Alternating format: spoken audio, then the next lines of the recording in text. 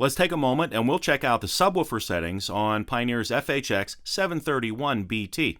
Now please note that these are the subwoofer settings for the system when it's set up in its standard mode.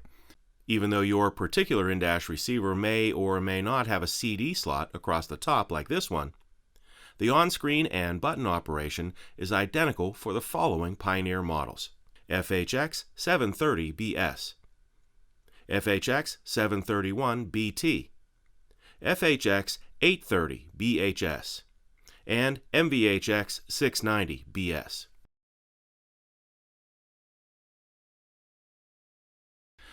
So from any source here, what we're going to do first is switch the head unit off. So press and hold the source button for a couple of seconds. Now the head unit switches off, but I still have the clock displayed on the screen here. You can have the clock on there or not. It doesn't really matter. So press in on the volume control with power to the vehicle and the head unit switched off. And that'll bring up our system menu, and if we roll over, the initial menu. So let's press in on the initial menu, and here we can choose the rear speaker output settings.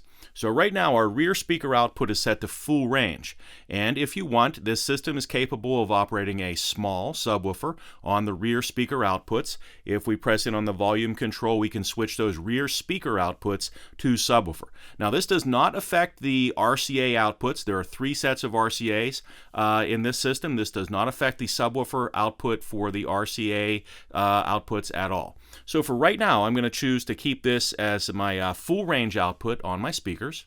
And I'm going to press the source button to fire up the system. And press in on the volume control. And we want to go to the audio settings.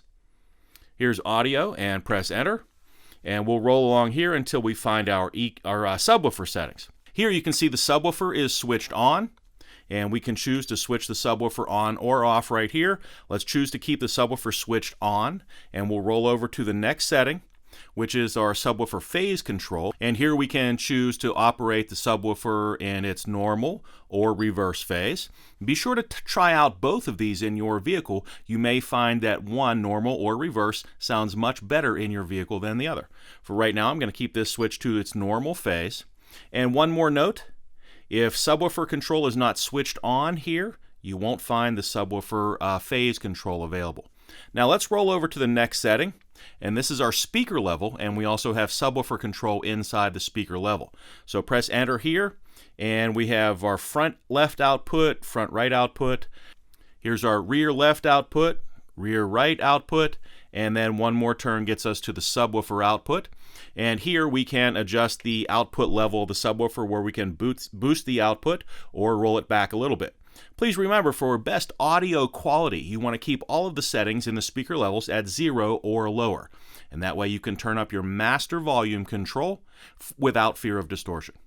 Let's go back here, and we'll roll over to the next setting, which is our crossover settings.